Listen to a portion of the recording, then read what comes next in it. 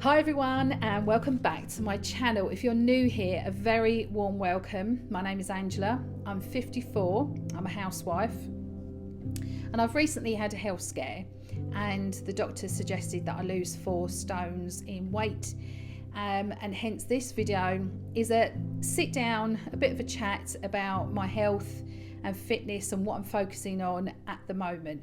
If that is of interest, please do stick around.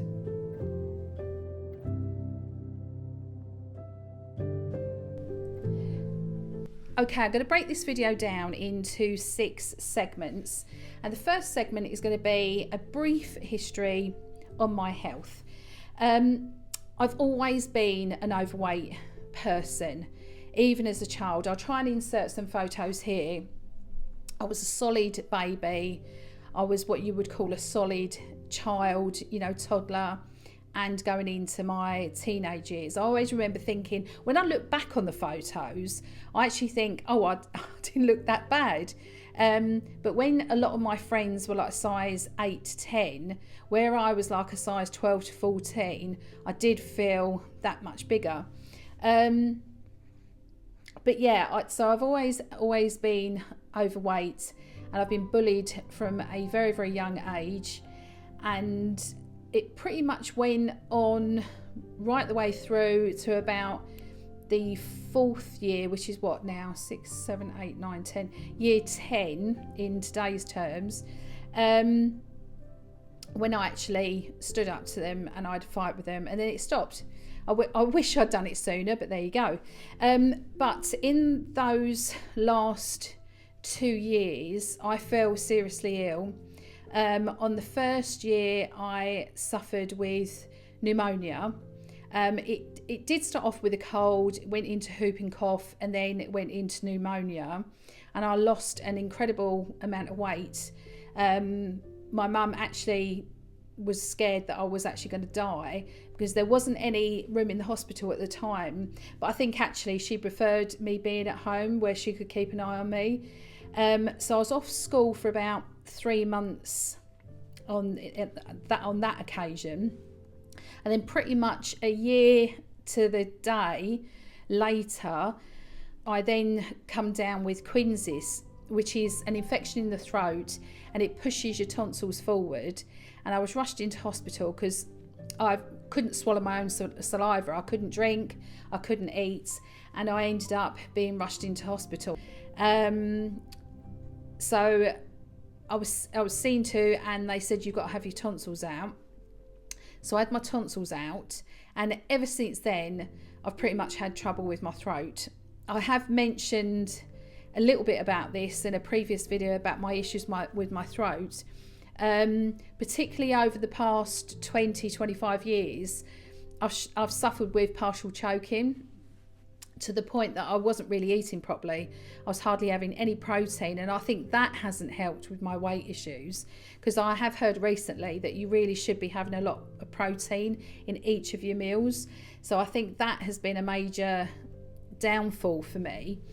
So then I had my tonsils out, and then I left school, and then I was much happier once I'd left school.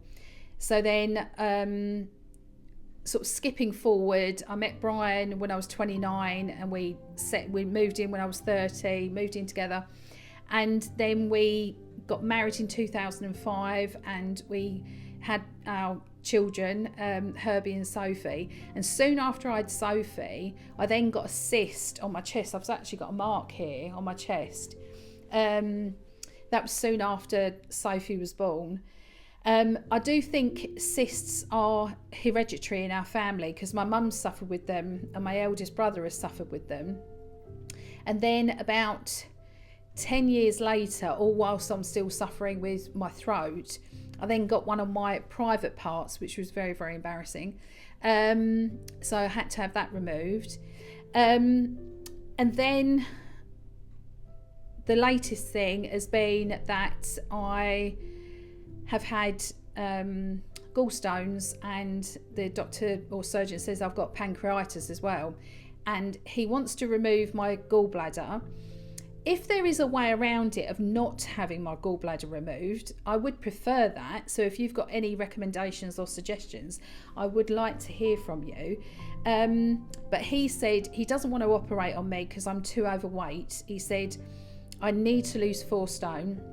He said that would be the absolute maximum that he would be prepared to operate on me, that he would feel that it would be the safest for me. Which I understand, that's fair enough. And he said the waiting list is at least 6 months anyway, so that's giving me time to actually get my head around it all. So yes, that's where I am. So that is my history of my health.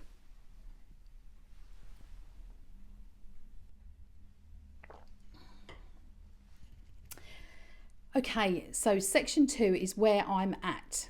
Now, as many of you know, I'm 54 years old, I'm a housewife, and sadly we lost our teenage daughter Sophie at the age of 13 back in November 2022.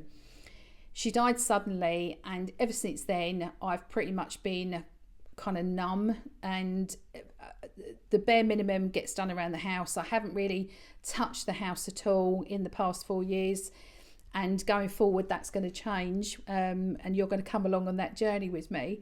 But yeah, my health, if I'm honest, yes, it's just got worse over the past 4 years. I would, eat the 3 main meals, breakfast, lunch and dinner, but I would happily snack in between packets of biscuits with cups of tea, crisps, chocolates. I know where I've been going wrong. I'm not surprised that I'm the size that I am, but I think I have been emotionally eating, and I think if many of you are like me, you too have been emotionally eating. And I think, if I'm honest, I've been emotionally eating all my life, eating all of my emotions, because I've not been able to handle what's been thrown at me. So I just take comfort in the one thing that I can control in a way, is the food, and that's been my downfall, and now it's affecting my health, and I've got to do something about it. So that's where I'm at right now. I'm a UK size 22 to 24. I did lose weight for when I got married, but I was still overweight. I was like a size 16 when I got married. But yeah, I need to make change, and I want to make change. Okay, section 3 is what am I trying to do? Now, what I'm trying to do is a lot more fitness. So I'm getting up most mornings and doing a fitness DVD video. The ones that I personally like doing are the Rosemary Connolly videos, because even though you think, oh, these feel quite gentle, by the end of it, you really know you've worked. And so I do about half an hour of her videos in the morning, and then I go out for a walk, provided the weather's been nice, because the past couple of days have been absolutely awful. And I'll go out for a walk, and I try and walk anything between 5,000 steps and 10,000 steps, so in a whole day. So that's including, if I do a keep fit video. So that's what I'm trying to do, and I'm trying to eat a lot more healthily. So that has been the first initial start for me with regards to what I'm trying to do. Okay, section 4 is what I'm not doing, and what I'm not doing is extreme dieting. I'm going to be taking my time. It's taken a long time to put this weight on, so no doubt it's going to take a long time to come off. And also, I've done some research regarding gallstones, and it says that you shouldn't lose weight quickly because it can cause flare-ups. I've done some research, and because extreme diets such as the Cambridge 1-to-1 or GLP-1 injections are quick weight loss programs, I don't want to put myself at risk. I haven't honestly got any concern regarding them. For somebody else, fantastic. I've got a best friend who's lost 7 stone on the Monjaro injection, and she looks phenomenal. I honestly haven't got an issue with them, But personally for me, I just don't want to take a chance with me having gallstones. I really, really don't want another flare up. So it's going to be slow and steady, and the natural way. Okay, number 5 is supportive habits. Now, as I've said on my previous video, I take vitamins now. So I did say on my previous video that I take a D3 and a B12 vitamin in the morning. And one of you lovely viewers wrote in and said to me I should be taking K2 together with the D3. So I popped into town and I purchased the K2 vitamins. So I now take D3, K2 and B12 in the morning. And at lunchtime, I take my lutein, which is together with my vitamin A. And of an evening, I take magnesium glycate. 7:15, I set the alarm and I make sure I don't eat or drink anything for the rest of the evening. And then at 9:15, which is 2 hours later, I take the magnesium glycate. And then I try and stay awake for another hour. And in that last hour, I go to my bedroom and I'm taking a book up with me and reading a book. And the current book that I'm reading is Sarah Davis, and it's the 6-minute, I'll put a picture up on here, but Herbie bought me it either for my birthday or Christmas last year, and I'm really enjoying it. So I'm reading that at the moment. So that's my sort of first habit, and I really do feel like I'm noticing a difference, especially in my sleep. The other thing I'm doing more is I'm drinking more. The other thing I'm doing is I'm drinking more water, not drinking more. I'm not drinking any alcohol. The surgeon told me not to drink any alcohol, so I haven't. So I'm drinking about 2 litres of water, and I'm going to the toilet a lot more, but I'm hoping that will sort of work itself through given another few more weeks. And the other thing is as I was saying earlier on, that pretty much nothing was done around the house for the past 4 years. So I am making a concerted effort in doing certain things around the house. So I've been concentrating on gardening, especially after we've had a lot of rain. So I've weeded all the front steps, because we've got about 10 steps leading up to the front of our house. So I've done all of that, and it really does make a difference. And it made me feel better seeing all of the weeds gone and sweeping all the steps. It was really, really nice. It boosted my well-being, you know.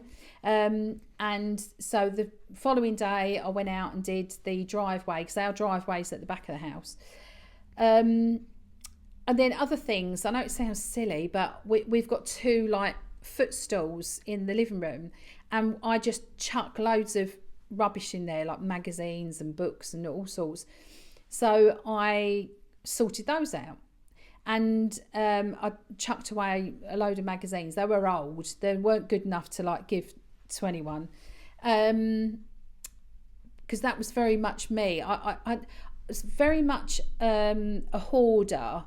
Not in a terrible way, you know, like you see some of these hoarders on TV and they're like, they have seriously got a problem.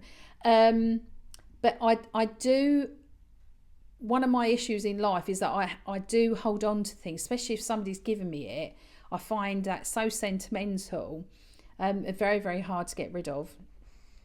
But I'm trying to change my thought process on how to view things and how to, you know, what is it that Marie something where she says, I can't think of her name now, the Japanese lady, where she says thank the item and then let it go. And I'm thinking, do you know what, that's such a good idea, to actually thank whatever I'm sorting through and then just letting it go.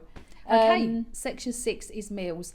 I've got a piece of paper here just to prompt me, but I should remember off the top of my head. But roughly what I've watched and done some research on via YouTube is us women in midlife should really be having protein at every meal. So, and I know I was not having protein. I hardly ate any protein. And I think that's the reason why I've plonked on the weight, to be honest with you. So I mainly have eggs of a morning, so about 3 eggs, a scrambled egg or a omelette with mushrooms, and sometimes I put like a bit of oregano with it. Occasionally, because I do get bored of it, occasionally I'll have porridge, or sometimes I'll have 2 Weetabix with honey and some fruit, or I'll have Greek yogurt with some berries and some honey. So that's the breakfast. Lunchtime, I could, or for a snack, say for example, if I'm a little bit peckish, I'll happily open up a tin of sardines and just eat the sardines. And I've heard that please do eat the bones, because apparently they're really, really good for you. I'm happy to eat it all. It's making my mouth water. And then over lunchtime, I am happy, again mentioning sardines, to have, I toast sourdough and then cut garlic open, rub the garlic over the toasted sourdough bread. Oh, my mouth's watering. And then put the sardines on the toast with a drizzle of olive oil, and put some parsley, I think it's a half a teaspoon of parsley and some lemon juice, and then put that under the grill for 2 minutes. Absolutely divine. That's for one example for my lunch. Another one is like having, what I tend to do is cook a whole chicken, and then any chicken that we don't eat in the evening, I'll carry that over for the next day, and then I could have that in a wrap with salad and a little bit of cheese, not too much, only a little bit, and just a teaspoon of low-fat mayonnaise, and do a wrap. On another occasion, I would do a salad, so it would either be like, say for example, prawns and a boiled egg with the salad, or it could be chicken with the salad, or ham, or what else have I had with it, or the fish, like salmon or tuna, or sardines or mackerel. I equally like mackerel. And then of an evening, again, it's just going to be sort of heavily protein with vegetables. I do, on a Sunday, I do cook a roast, so I'll have 2 roast potatoes, quite a bit of veg. I do love cabbage. I love peas and carrots. I can show you a segment of me doing a little bit of preparing from last Sunday, and I'll cook a roast, mainly a roast chicken or roast lamb or roast beef or gammon. But I've cut out Yorkshire puddings because I used to eat Yorkshire puddings. And then I've also cut out cream as well. So I used to love my desserts on a Sunday. So if anything now, I'll just have some fruit with some Greek yogurt. So that's another thing that I have. At around 5:45 every night, an alarm goes off to remind me that after dinner I must have, I have about 3 scoops, decent sized dessert scoops of Greek yogurt with 1 section of dark chocolate broken up or grated over the top, with about 10 raspberries, and then a drizzle of honey. Of an evening, other meals, I'll happily have a steak or salmon, or I'm just trying to think of other things. But basically protein. I'll eat protein. And so to close off, it's just to say that I'm trying to lose weight in a healthy, natural way, and that it's going to take time. But also I'm trying to find me again, because as you know, the past 4 years have been a bit of a blur, and I'm hoping to regain a little bit of me back, all in the same process. And I'm going to take you along with me, and I hope that some of the meal ideas that I'm going to be sharing with you going forward will be of help. And if you've got any suggestions, what foods I could eat with regard to me suffering with gallstones, that'd be fantastic. And I will see you on the next video. Take care. Bye for now.